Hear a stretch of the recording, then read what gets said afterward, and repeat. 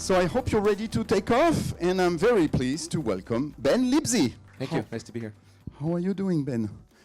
Good. I just landed this morning from New York, so a little bit tired, so bear with me, but it should be okay. You are incredible. Such a frequent flyer. We are happy to have you with us. You have over 6 years of experience, first at Air Canada. So I hope you like the reference to your Prime Minister. And more than 7 years at Air France KLM, where you are currently Senior Vice President Loyalty, Digital and Data of the group and President of the Flying Blue Loyalty Program. Is that correct, Ben? It's a mouthful, but yes. So congratulations and welcome. You're also chairman of the board of the Global Loyalty Organization. So in short, there's no one better suited to talk about the digital transformation of commercial aviation and its impact on data strategy and customer loyalty. So we are so glad to have you. Welcome again, Ben. We wanted to maybe kick off this with a short reminder of the travel industry, because yes, it's an old history, this idea of airlines building data collaboration. If you think about it, there was co-chair agreement, and then there were alliances, of course, loyalty alliances such as SkyTeam. We had then travel partners like Lufthansa and Booking.com, financial partners like airline and banks, and then, of course, airport collaborations, such as think of EasyJet and Gatwick in London. So, of course, this is very important because we realize how critical the airline industry has been to actually build and generate really data collaboration at scale. So, congrats for that. And maybe we thought you could tell us a little bit more about where Flying Blue stands currently, Ben. Sure. So I hadn't seen that slide that he just put up, but I think it's a really good example of all of the things that airlines. It was a little bit last minute, I must admit. No, but it was good because I think it That's shows. the only thing that was last minute. It shows kind of the power that airlines have. I mean, I think many of you have flown, hopefully, with Air France or KLM. But you know, for us, when you think about the customer journey, right, it's not just the time that you're on the plane. When you think about the potential that we have to have access to your data from a first-party data perspective, it's really almost unparalleled. I mean, not to the extent of some of the tech companies, but you go pre-flight. So when you're looking for a flight, we know, or we should be able to know, how often do you travel? What cabin do you normally sit in? Where do you normally go? How many people do you travel with? How price sensitive are you? What airlines are you looking at? What airlines have you flown before? You know, and then you start looking at the actual flight purchase, and we say, okay, well, what options were you shown? You know, what is your price sensitivity of the different fares, the options that you can maybe add on, the ancillaries, the buy-up? How likely are you to buy an upgrade? And then, you know, you get to the airport, and then, you know, what we should be able to do is, with the data tracking we have on your phone with beacons or with Wi-Fi or Bluetooth, we should know how far in advance do you show up? When do you check in? Do you check a bag? Do you go to the lounge? How long do you wait in security? Do you go to duty free? What shops do you go to? So I'm just kind of listing a whole bunch of data points here, but when you think about the potential for an airline to put all of these together and then use this in a way that allows us to better identify who our customers are, what they want to buy, and then, quite frankly, how do we extract more revenue out of that? The opportunity is endless. I say the opportunity because we're not there yet, right? And that's what we have as an end goal. We have our vision is to be able to kind of leverage all of this first-party data across all of our touch points, including all of our partners, to have a better idea of who our ideal customer is and how we can engage with them better. But we still have a bit of a ways to go. From a Flying Blue perspective, to make the segue, we are the loyalty program of Air France and KLM, and soon to be welcoming SAS into our group, and Transavia as well. We have about 35 million members in our program around the world, more than 40 airline partners, and we have an extensive network, as you can see here, of what we refer to as non-airline or commercial partners. So, of course, the co-brand credit cards are the largest source of revenue for us. That's the American Express card here in France, as well as about 13 other cards around the world. Thank you, Ben. So you said that you were not fully there yet. Still, the simple fact that you start the summit this year tells a lot, and about your interest for data collaboration. So we will go into this, but first I wanted to maybe remind everyone of two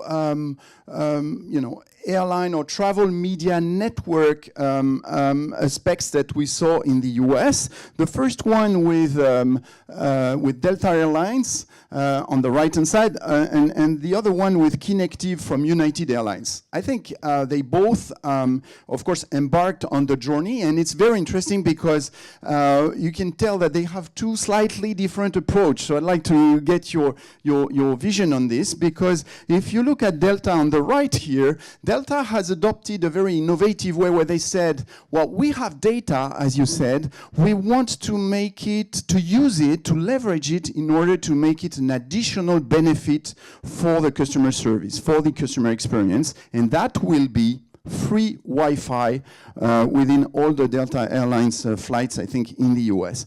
And the way it works is that when you board a domestic flight in the US in a Delta airline plane, you have, of course, an in-flight screen with Wi-Fi brought to you by, and you have a sponsor who obviously pays for that. That generated, I believe, 2 million members for their program, at least that's the official figure, and that is a clear benefit. So the brand is benefiting.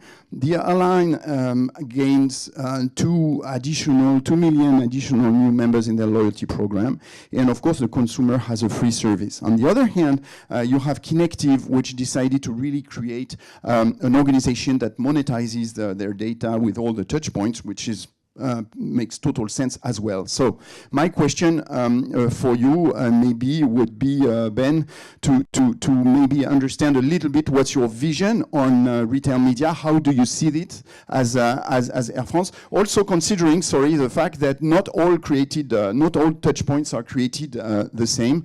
When we look at in-flight advertising, it delivers on average 30% higher brand recall. So how do you see it? Well, if you go back one slide, because I think it's helpful to maybe explain how these models work for those people who are not super close to the airline retail media solutions. So in general, retail media essentially is becoming, taking ownership of ad sales, to be very frank. You've seen Uber, you mentioned before, you see ads, when you're waiting for your Uber. That's a good example. Amazon, of course, does this really, really well.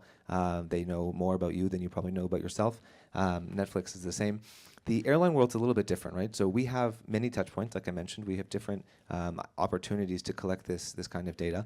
But then, the big one here is the in-flight screens, right? So you have a couple of hours where you are staring at the screen in front of you, and in addition to everything else, so the booking emails, the websites, the clubs, the airports, digital and mobile app. But this one here is the one that's really the most valuable for advertisers. Now, Delta, they started the trend of offering free Wi-Fi in the airline industry. They were the first ones to do that. And like you mentioned, what they were able to do was to convince the internal stakeholders, so namely finance, that the cost of providing free Wi-Fi was going to be offset by the number of new members. Because if you can engage new members, you can essentially sell them credit cards, you can sell them products, you can collect their information and then sell that profile. You also don't have up here, but you see in the hotel space what Marriott has done, particularly in North America, where the TV screen in your room is also an advertising placement. So when you walk in and your TV says, welcome to the hotel, that is now a monetizable asset. So they're not selling you, they're not selling, me, Ben Lipsey. They're selling, my profile. They know who I am. They know where I like to travel, where I've been, how many people I travel with, the kind of hotels I stay in, et cetera, et cetera. And I think with the airline space, what's interesting is that with all of the partnerships that we have, the opportunity to do these kinds of handoffs is really quite powerful. Right, so if I look at Air France, we are generally considered to be a more premium carrier. We have people who are willing to pay, to sit in business class or first class in La Première. Now these tickets, for example, for La Première is 20,000 euros one way to New York. Just to give you an example. So you can imagine that if we know that somebody is willing to pay that price to go, for one flight, we can imagine that, maybe they want to stay in a higher end hotel. Et cetera, et cetera. So those kinds of things are really, really interesting. The key thing that I'd like to highlight, though, here is that although this is a fascinating model, and I'm really impressed with what both Delta and what Kinective have been able to do, the challenge for us in Europe is that, well, we have, of course, GDPR, which is the big elephant in the room, as we all know. It means that we're very limited in terms of what we can do and what we can't do with your data and sharing with our partners. The other thing to mention is that in the US, they're a very homogenous market. So you have about 350 million people who all speak the same language, who are all mostly eligible for the same products, who are essentially, mostly able to all consume a lot of the same things. And these airlines, 80% of their network is mostly domestic. So when you try to transport that into other airlines around the world, so I mean, in our case in Europe, we have 50% of our customers are transiting, maybe 45% of our customers are just transiting. So if I have a customer going from New Delhi to Toronto, am I communicating to the Indian customer, the French customer, the Canadian customer? Do I speak to him in Hindi, in French, in English? You have products that might be available in India but not in France or in Canada. So these kinds of things make it a lot more challenging for the kinds of networks and products and customers that we serve, which is very different than in the U.S. So I guess make the transition to the what we want to do with the first-party data. The opportunity for us, like I mentioned, is to leverage all of the different touch points that we have and all of the different aspects of you, the consumers that travel with us. Because from a GDPR perspective, when you decide to share your loyalty number, that's you consenting, right? It's you consenting to share your data with us. When you sign up for the newsletter, it's you're consenting to receiving communication from Air France or from KLM. So these kinds of things allow us to take ownership of that first-party data.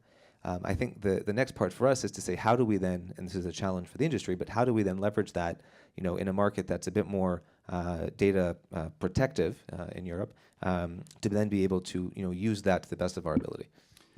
Amazing. But what, Ben, is your main challenge to succeed with that first-party data? So a couple of things. I mean, I think like one I mentioned is the geographic elements. I mean, because we have a more of a disparate network than the more concentrated networks of our American peers. I think that's a challenge that we have to overcome. I think you do have more hesitancy from hesitation, I should say, from people in Europe who are willing to share their data. I think we see more people are more protective here compared to in the U.S., which does make it harder to then be able to advertise to them. In our particular case, we also have a shorter average flight length. So even in Europe, the average flight duration is only about an hour and a half compared to about 3 hours. And so our narrow body planes don't have TV screens, and like I mentioned, that's the big draw for advertisers. So it's all about trying to say, look, we're not weak. It's not a lost opportunity, but it's to say, how do we leverage what we can? Which in our case, the strengths are that we have a premium brand. We are very brand conscious, which is not always the case in our sector. We have customers who are willing to pay more.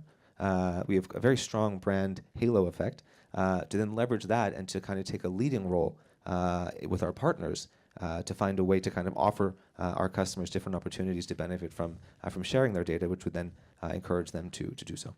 Amazing.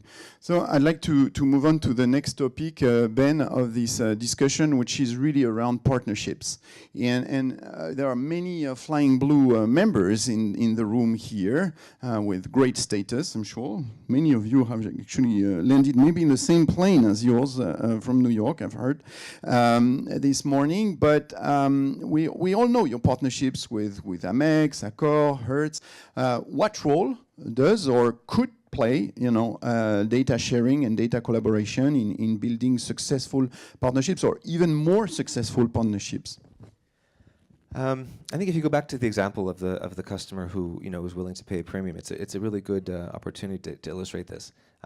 For us, we have customers who travel in all cabins, right? So we don't discriminate. We serve customers who are willing to pay to sit in La Première, but also customers who are on a budget and sitting in economy. I mean, for us, we're happy that they choose to fly with us. So, but it doesn't mean that we necessarily want to treat all customers the same.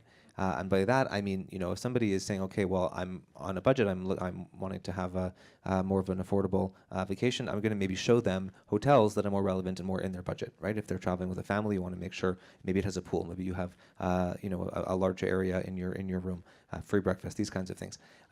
So I think when we're looking at the partnerships, it's how do I leverage what I know about the customer, where they're going, how many people are they traveling with, how long are they going for, and then create an offer or a bundle with our partners that's relevant for this consumer, right? So if I'm a customer who is always booking in business class, I probably don't want to see an Ibis hotel, whereas if I'm traveling with Transavia, maybe that's more relevant. So I think these kinds of things that we should be able to leverage based on the kinds of data that we have about our customers will allow us to help kind of cross-sell with our partners and encourage them to kind of find a product that's more attractive to them, which would then encourage conversion, and of course we then get financial commission from that. So that's really the opportunity that we see. And you saw in the beginning, Ben, that there were 330 companies represented today.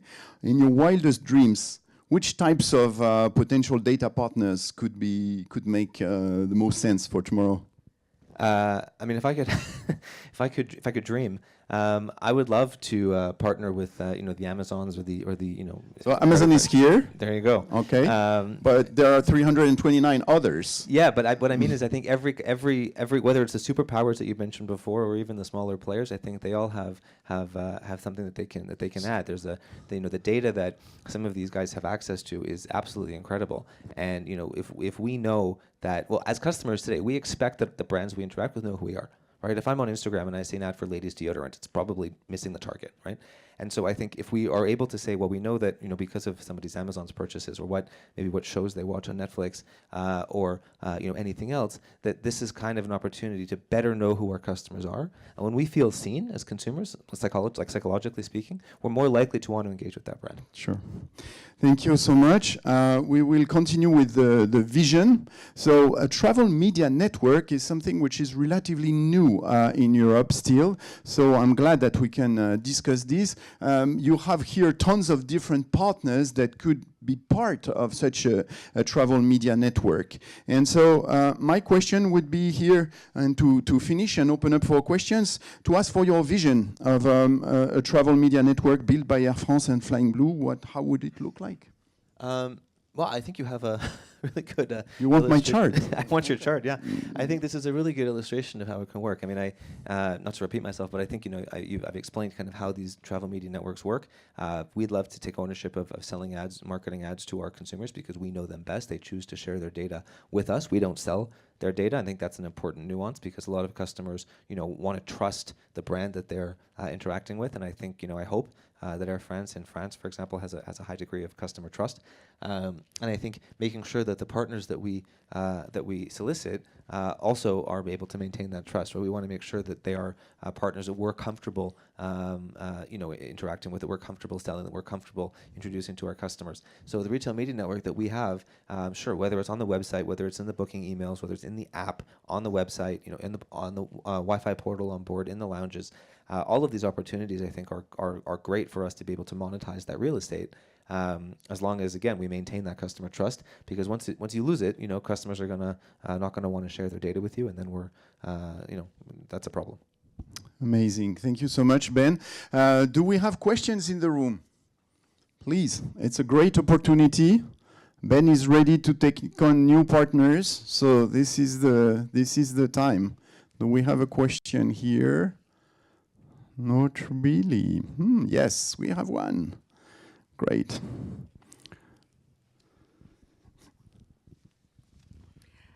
Thank you, Ben, and thank you, Thibaut. Just one simple question. But maybe the answer is a little bit more difficult, but how do you measure the success of such and such type of partner? That's a great question. Partnership. Yeah. No, it's a great question. I think there's different ways to look at that. I mean, the easiest one is how much revenue does it make? How much margin are we getting from this partner? But then there's also customer satisfaction, brand halo. Can you tie in your brand to a particular partner? We see, not to name any names, we have some airlines who are branding slippers with a supermarket chain. It's probably not something we would do, but I can't deny that they probably make a lot of money from it. So I think there's a balance between trying to find the brands that enhance your brand's value, and I think we run studies and surveys and those kinds of things to say, is this adding value to our brand? We want to make sure our brand will always shine. We're very protective of our brand, particularly here. And you can see that a lot of what Air France has done is to really kind of lean into the Frenchness, the French aspect. Right? We just pulled off essentially all non-French beverages on board, with the exception of Coca-Cola, and replaced them with all French products. So there's a benefit to doing that. are people going to choose us because they're not able to get their Sprite anymore? Hard to say, but it's an opportunity for us to showcase who we are and what we bring, and that's kind of the best of France. So I think there's different ways to look at that, but it's all about trying to find that balance. If I may add something here, we've been looking at measuring the impact for a brand to advertise on a travel media network in the US, and it's a very good question because it's not always an easy task. So I could only recommend that we have a discussion down your journey about the role of clean rooms for brands to really be able to kind of match the exposition on your side, on your touch points, and of course the reaction that they could get as non-endemic brands, because obviously, unlike Carrefour or others, you don't sell probably the brands that you will advertise. No, but you know what? It's a good question. I mean, for any of you who know Mehdi Hemessi from Accor, he and I are quite friendly, and we've talked about is there something we can do together. The classic example is if somebody has booked a flight to Singapore, for example, but they haven't yet booked a hotel. Can we shoot them an offer for an Accor hotel in Singapore? Vice versa, if they booked a hotel in New York, but they haven't yet booked a flight, maybe we should send them an offer for a flight. But it all comes down to because of the challenges of having clean data that's not necessarily sensitive, is to use these data clean rooms to try to match the two companies' data to understand who is who. Who is my customer and who is their customer. Amazing. Thank you so much, Ben. Thank you. And we will now move on to our very first roundtable of the afternoon, a panorama of the current data collaboration landscape, learnings and challenges.